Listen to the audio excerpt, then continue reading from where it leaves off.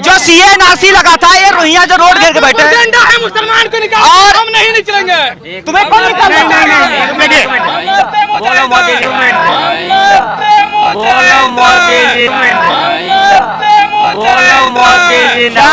शान शान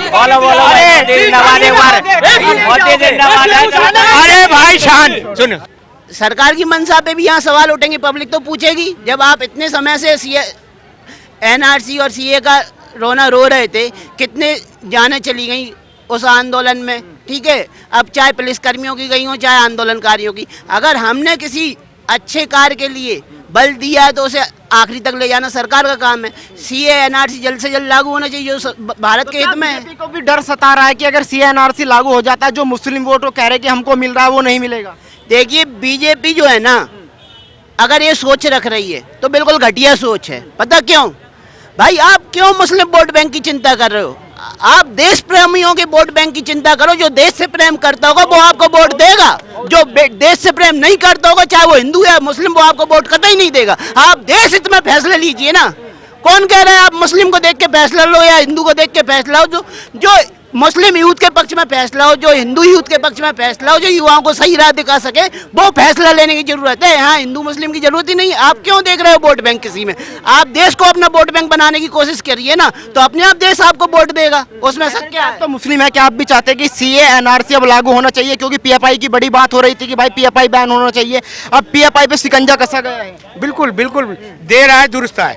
मैं कहना चाहता हूं कि सरकार ने जो चलो देर से ही सही आप कदम तो उठाया, और मैं इसकी प्रशंसा करता हूं कि पीएफआई हो या दूसरी बड़ी जितनी भी देशद्रोही पार्टियां हैं जो देश के विरुद्ध काम करती हैं, देश के युवाओं को उकसाती हैं, चाहे किसी धर्म के हों, उनके ऊपर शिकंजा कसना चाहिए। सीए एनआरसी और एनपीआर जो है वो देश में जल्द से जल्द लागू हो। और देखिए, इसके लागू होने के बाद जितनी भी आप देखिए, दिल्ली में देख लीजिए, आज दिल्ली में दिल्ली की अपनी आबादी 60 से लेकर 62 लाख की आबादी है, लेकिन आज दिल्ली में इस वक्त रह रहे हैं 2.5 करोड़ से ज्यादा।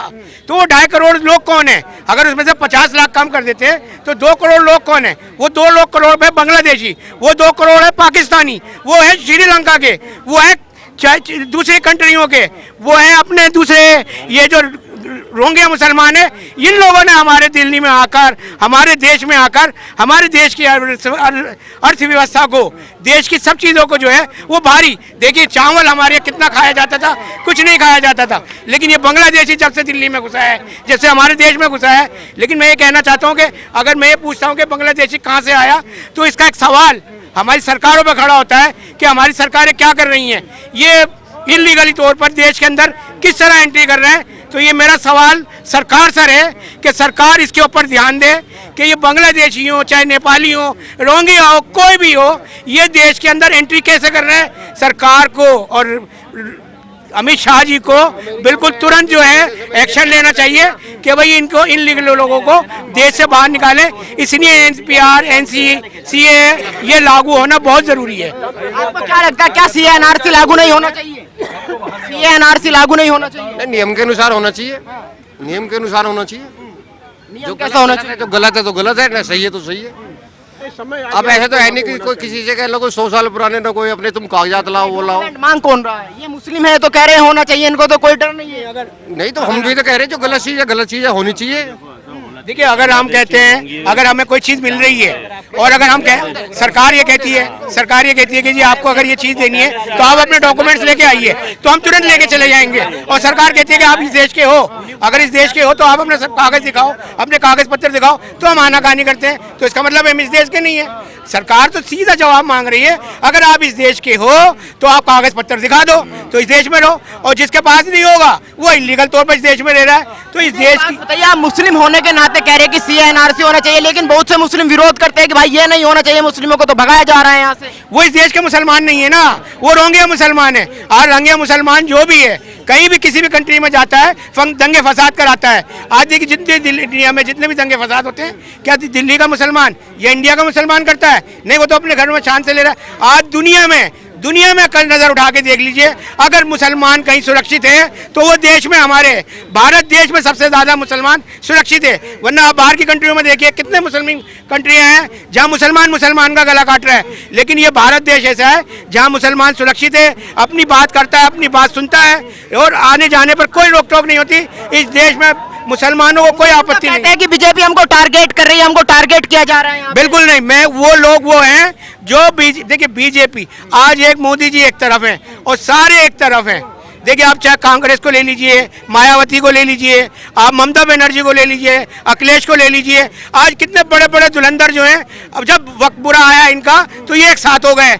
लेकिन ये नहीं पता कि सामने जो खड़ा है वो बब्बर शेर है जिसका नाम मोदी है, वो इन लोगों को सबको खा जाएगा, क्योंकि मोदी देश हित में काम कर रहा है। मोदी केके को साथ लेके चल रहे हैं। अब आप पूछेंगे केके कौन है?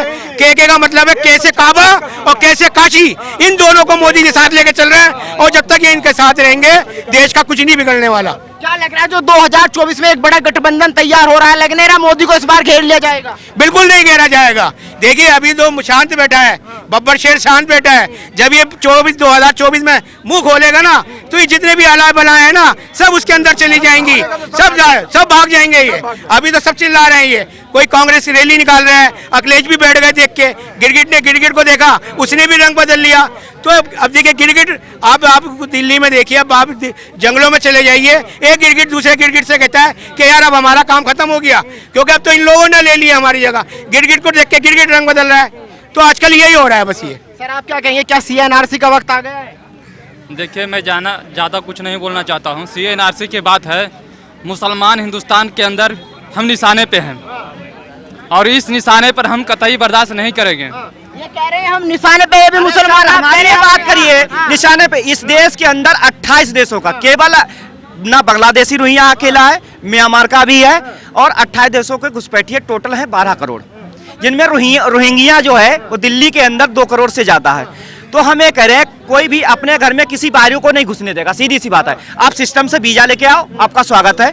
जैसे हम लोग जाते हैं, आप बाउंड्री कूद के नदी पार करके यहाँ आएंगे, आतंक मचाएंगे, बिल्कुल स्वीकार नहीं करेंगे। जो यहाँ के हमारे भाई मुस्लिम है कोई नहीं निकल रहा है। एक गलत फहमी PFI भर रही है, जो आज बिना विधवा हो चुकी है PFI, उसका परवेज जा चुका है। तो हम ये कह रहे हैं मुसलमान कोई खतरे में नहीं है, खतरे में वो हैं जो विदेशी भगोड़े आतंकवादी हैं, जो 12 करोड़ भरे हुए हैं। आप कैसे खतरे में, क्या गलत हुआ आपके साथ? देखिए मुसलमान खतरे में नहीं है, मुसलमान निशाने पे हैं। कल तो हम अंग्रेजों से नहीं डरे हैं और RSS वाले से हम क्या डरेंगे? क्या गलत हुआ आपके साथ? देखिए 1942 में भारत आंदोलन छोड़ो का एक बात बताइए, 8 सालों में आपके साथ क्या गलत हुआ है, मुझे आप ये बताइए। क्या योगदान है जी, हमें भी मालूम है। हमारा बुजुर्गों ने कुर्बानी दिया है, हमारी कुर्बानी की वजह से आप जिंदा हैं। सर मुझे एक बात बताइए, 8 सालों में आपके साथ क्या गलत हुआ है, मुझे एक बात बताइए। 1942 में आपने माफीनामा दाखिल किया था। सर 8 साल के, आप माफ कर दीजिए, हम तो जाहिल लोग थे, हम तो गवार लोग थे, हम इन कांग्रेसियों, इन मुजाहिदों के साथ हम हो गए हैं। अंग्रेज सर माफ कर दीजिए, ये कौन था? भाई साहब मुझे बताइए मेरी बात। अरे भाई साहब मेरी बात, अरे भाई साहब मेरी बात सुन लीजिए, मुझे बताइए 8 साल में क्या गलत आपके साथ? हमारा बुजुर्ग की तारीख देख लीजिए, हमारा दिल खैराबादी को देख लीजिए। अरे भाई साहब मुझसे बात कर रहे हो, उनसे बात कर रहे हो आप? सिर्फ हिंदू मुस्लिम की बात मत करो। अगर हिंदुस्तान में रहना है तो हमें एकता की बात करना पड़ेगा। अगर एकता की बात नहीं करना पड़ेगा तो ये मुल्क से जाना पड़ेगा। आपने मुझे एक बात नहीं बताया, 8 साल में क्या गलत हुआ, आप बात नहीं बता रहे। 8 साल में आपको क्या टारगेट किया गया, क्या गलत हुआ है? हर जगह मोम लिंचिंग हुआ, हमारे नबी को परेशान में गुस्ताखी किया गया, ये हमें भी कतई बर्दाश्त नहीं है। हम हर भाई से अपील करते हैं कि इस हिंदुस्तान के अंदर भाईचारा और मोहब्बत की पैगाम दे और इंसानियत को बचा कर रखें। जो आए दिन हिंदू धर्म का मजाक उड़ाया जाता है, शिवलिंग को कोई कुछ, वो कुछ नहीं है। अगर कोई भाई अगर हिंदू भाई का मजाक उड़ाते हैं, उसे सच से सजा होना चाहिए और फांसी होना भी चाहिए। लेकिन आप लोग गला काट देंगे, आप कानून पे नहीं चलेंगे, आप गला काट देंगे। भाई हमें तो कानून पर विश्वास है, हमें तो कानून पर विश्वास है। हमने बोल रहे अपने लिए बोल रहा हूँ, हमने आजादी दिलाई है, हमने अंग्रेजों से लड़े हैं, हम अंग्रेजों के चाटुकार नहीं है, अंग्रेजों के चाटुकार। इसके लिए बोल रहा हूँ, हम मुजाहिद हैं, हम मुजाहिद मिल्लत है। ये लड़े कहाँ हैं? कौन बाबर लड़ा था? हल्दी घाटी की युद्ध बाबर हारा था, बाबर ये लड़े कब? ये लड़े नहीं कभी, ये तो लड़े ही नहीं।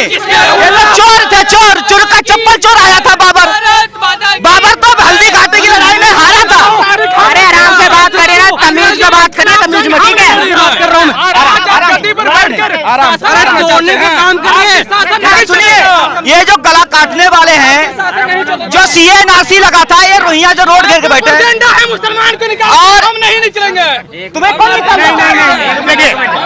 बोलो मोदी जिंदाबाद एक बार, शांत शांत, बोलो बोलो मोदी जिंदाबाद एक बार, मोदी जिंदाबाद। अरे भाई शांत, सुनो देखो, हिंदुस्तान के हम डरने वाले नहीं है किसी से। अरे मेरी बात सुनो, देखो इसका जोश, आप ये भी मुसलमान हैं, नहीं मान रहा। अरे सुनो, आप अगर भाई मानते तो गले लगा लेते। आओ मुजाहिदो साथ दो, आओ गोरा और काले को भगा दो।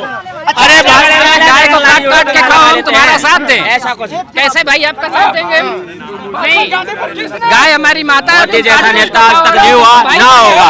मोदी जैसा नेता ना तो हुआ, ना होगा। पूरे वर्ल्ड में इंडिया का नाम है। आज तक सारा इंडिया को जानता नहीं था, 72 साल बाद आज पूरे वर्ल्ड में इंडिया को जाना जाता है, हर रेटिंग में, हर टाइटिंग में, हर गेम में। तो मोदी जैसा नेता नहीं है भैया, मोदी इज ग्रेट, ये मानना ही पड़ेगा सबको, चाहे कोई कितने भी बहाने कर ले, लेकिन मानना ही पड़ेगा लास्ट में मोदी इज द ग्रेट।